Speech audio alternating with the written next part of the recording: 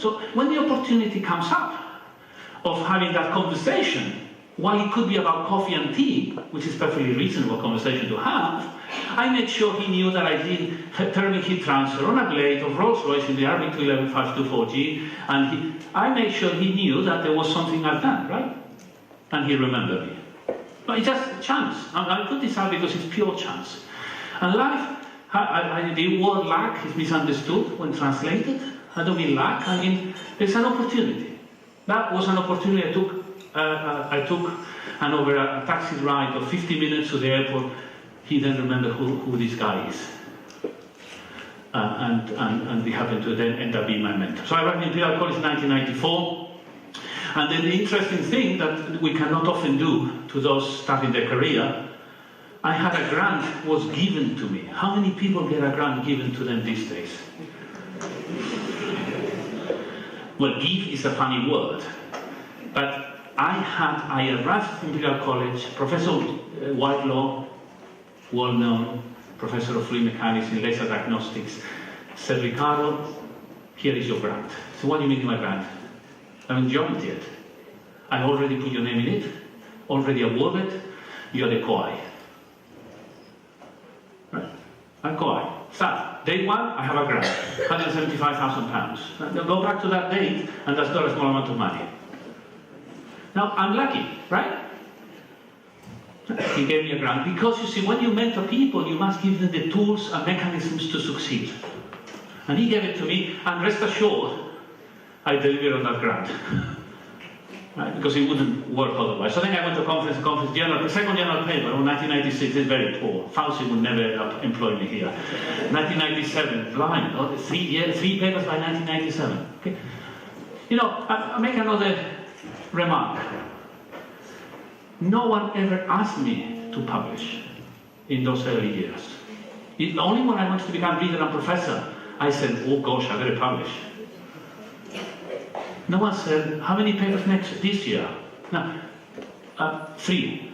Oh, that's pretty bad. No one ever asked. Again, it's a different system. So I am going to ask you how many papers you have. I am going to. Because that's the way, today, our academic world sometimes has to behave.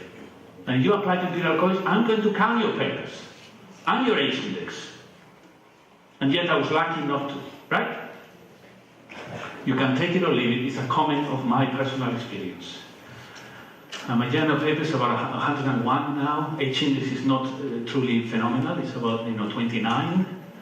In Google it's 35. So it's not truly astonishing, because my area, that's what it is. Okay? Okay. Now this is a really important topic for me, and I've got a few other slides, but when you think about what you're going to embark on, you rely on your PhD, you learn about that one topic you're the expert of, you return, or you're in the same institution, or move institutions, that's what I know about. And I'm going to pursue my curiosity. The word curiosity, I think in engineering, we don't use often enough. Can I plead that you use the word curiosity more often? Because in engineering, we love talking about solving problems. I'm a problem solver, no question I am. And yet that can sometimes lead to, I need money to do, and money to do, and more money to do. Actually, what I need is to believe in a curious fact of life, nature and engineering, and work at it. And I'm still at the early stages of my career, in my analysis. Things have changed further on. But at the early stages, the first 10 years, maybe a little less, 8 years, do perform curiosity-driven research. And as you develop that curiosity, then you start doing any other things. There are money-making exercises that you bring funding to the UTM, you bring your papers, sure. But I think I just want to plead for you, and Professor Alice Gast, the president of Imperial College, who's addressed UTM, she always talks to me about curiosity-driven research. But you cannot have 5 curiosities, can you?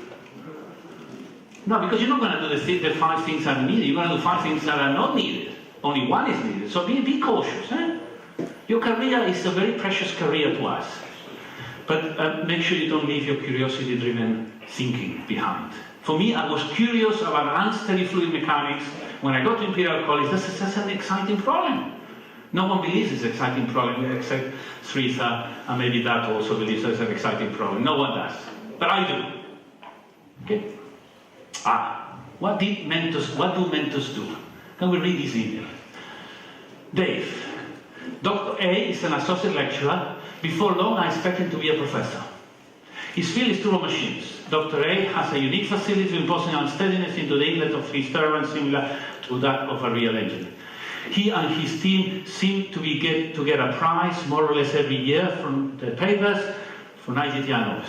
He did his PhD in a well-known university, a turbine blade heat transfer, or he's a good thing. He's expressed an interest in being useful to the Journal of XXX, which is obviously a journal of international repute. If you were to include him on the editorial team, I think you would find him useful, sensible, a real asset. Now, if you haven't got a mentor capable of writing these words, then perhaps we need to find better mentors, right? If I write something about someone who I believe in, I would write that kind of tone. This was a British person, not American, because they do overdo it. This is British. Former technologist, head of technology at Rolls-Royce. Former head of the Institute in Cambridge. And the guy who never who is very short with his words, says things like this about somebody. That is what mentorship is about. So that mentor is not your PhD supervisor, is somebody else sometimes, is your friend, but the friend that can mentor you, I encourage you to have. It could be outside your university, could be, but please, and it's not whatever your superior says is your mentor. I had a mentor at Imperial College, of course I did. He just helped me out, but he never mentored me the way that I'm talking about here. Here is somebody saying to a friend, hey, he's a good thing, yeah?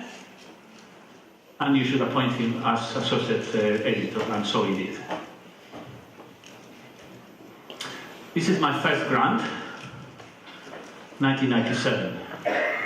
From then onwards, I had to speed up, right? I had to start developing topics which are curiosity-driven, but have an output for impact. Okay, so here, my first grant, 1997, I was the PI, first the co-I, now I'm the PI, then the second PI. Of course, I delivered that guy. I was able to attract the second guy. But interesting, the two titles of the proposals are remarkably similar. Okay, that's good. Eh? The one was mixed flow, the other was advanced mixed flow.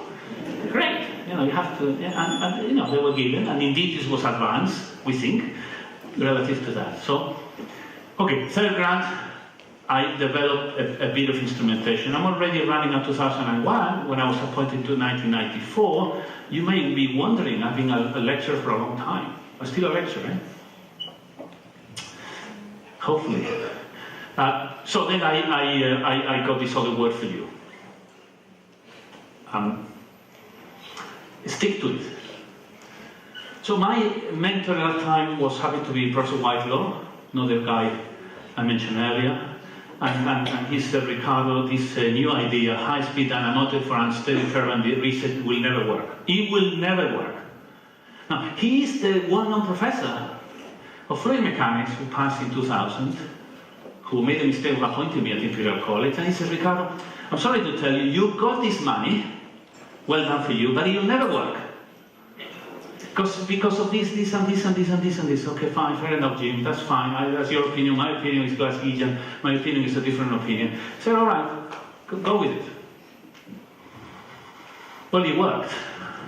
I developed a turbine dynamometer, unique in the world, that's made my name in experimental fluid mechanics, and happened to do something that no one else can do, no matter what it is. Normally people test in this narrow space. I can test in a very big space.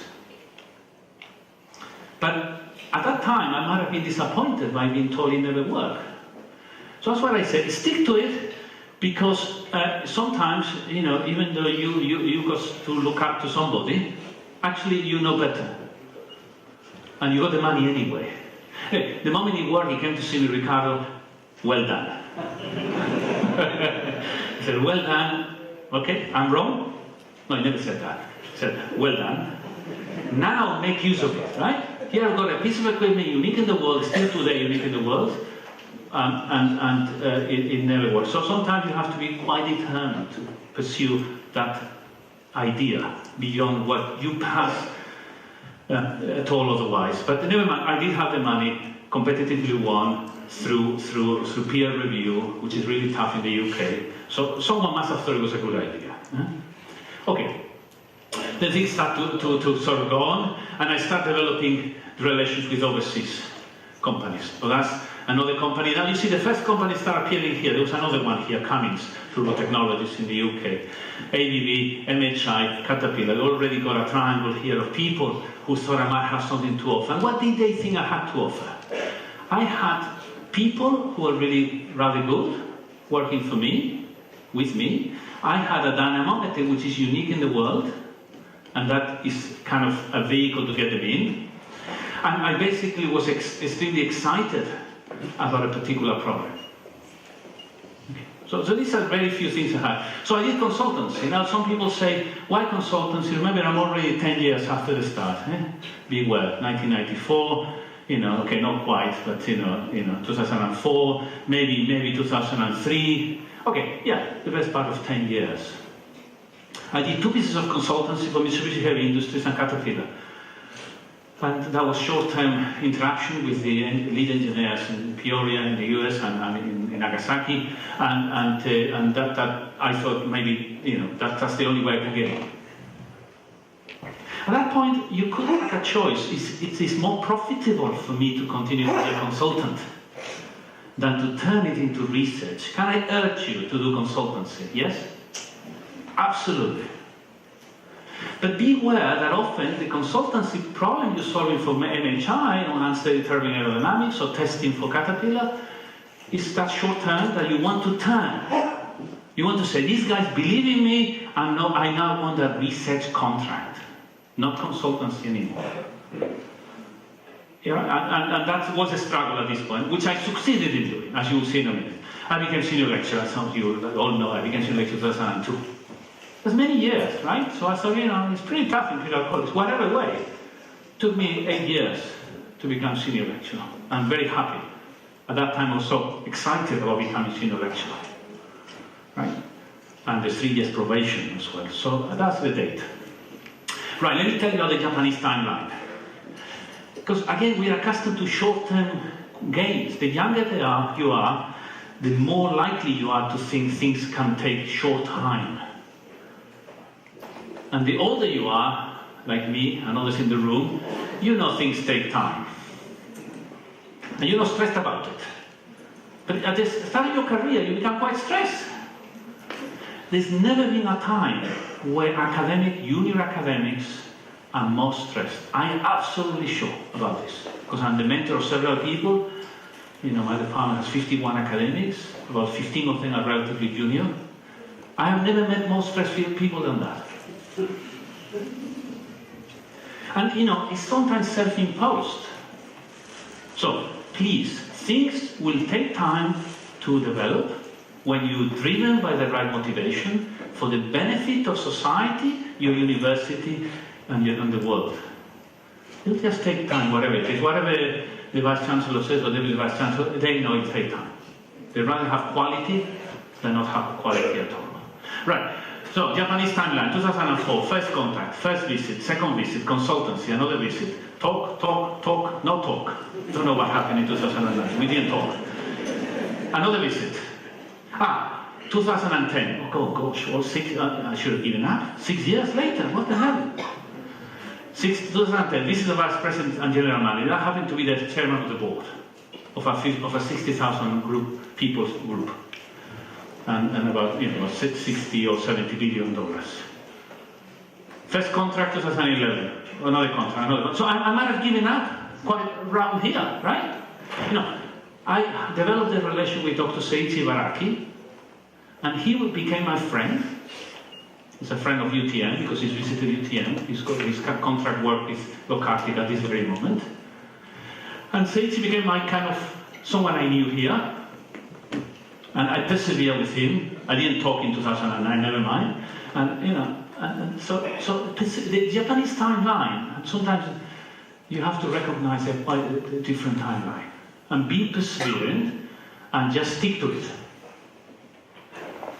But you see, when you now go from that point down here to 2014 and then 2018, right now we're talking about establishment of a university technology center. Now we've gone to a level that no other university has done with this company. Because they believe in us, and I've been persevered over many years and developed 5 pieces of work. And if we can look at, do you want a PDF? Then you can look at this particular PDF here. We can scroll it. So this happens to be on the website. I sent it to the Vice Chancellor, and that was published in June 2018. It happened to be a case. I just want to get to a few words there. I said, my team has worked closely with the leading global player on real and significant problems. All of this makes impact to a large scale. We are now tackling new challenges that will keep us busy for quite a while. These are my words. After a decade and a bit later. And the words from MHI, which I think I'm proud of because it happened to be, I think, nice words. Read what he, I never gave him the script. These are his words. That's another thing we can do. No, I didn't. He said, good quality R&D is the bedrock of our business. In Imperial College London, we have found a long-standing partner who can help us deliver cutting-edge products. We look forward to many more years of reward and research collaboration. Never had to say any of that. This is his own personal feeling for it. And, I just wanted to emphasize this good quality R&D. It's not because he's my friend and I have sake with him in Tokyo. That's nothing to do with it. That's just a personalized behavior that we have with our friends.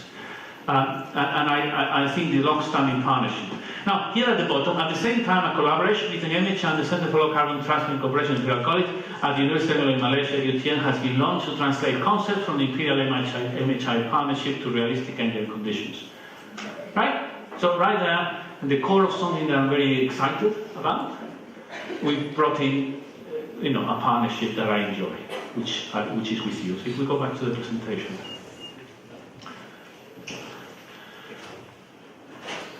Okay, the Western timeline. This is Caterpillar. First contact with consultancy. We had a first visit, another visit, a bit of consultancy of the Director of Engineering. And then we have contracts. You see, it's much quicker. This is a Western timeline, often 3-4 years, sometimes 2 years, but it's never 6 months. That is called consultancy, right? So in Malaysia, you used to fast turn around. In Singapore, it's crazy. Because it's a week is too much, right? And in fact, 2 to 3 years is quite normal in the West. 7-8 years is too long for the West, in many ways. The point is they're all different. And again, 2015, I became the director of the University Technology Center of Caterpillar in the UK, in 2015, and with Dr. Aaron Costal, who's the manager of the center. So there must be something they believe in. Something for the seniors in the room. If you can attract companies by your connections with others or yourself, then the creation of these centers give you very long-term funding and long-term opportunities. And, I was just counting this morning, there are 12, I think about 12 centers in my department, which is only 51 academics. And there are 12 technology centers. Rolls-Royce, Caterpillar, Mitsubishi, Jaguar, Shell, SKF, NDT, and 2 Chinese companies, and I think I probably left nobody behind, but my bad. So things, that industrial relation then gives you 5 years continuous opportunity to employ people to develop impact. So I finally became a reader, thank God for that. 2002 I became a reader, 2007, really, that's in the wrong place. At that point I could read, and I felt good about that. It's a very nice title. So my daughter was rather young, and you of course knew what she would say. Right? When you became readers, of course, Dad, you can read now. Well done. She was very young at the time. I became a reader, and very due to people's help. And then keep in touch with your people. If you have collaborators, it's not just what they can do to you, you get in touch with them. So I think Dr. Raju is an example of that.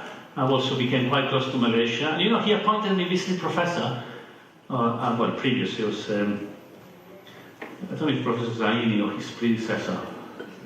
Before he was appointed visiting professor as a senior lecturer. Can you imagine? Now, who had that vision? I did? No. He did? No. Somebody in the management of this university said, Ricardo, yeah, of course we make him a visiting professor. He's only a senior lecturer. We make him a visiting professor. Never mind.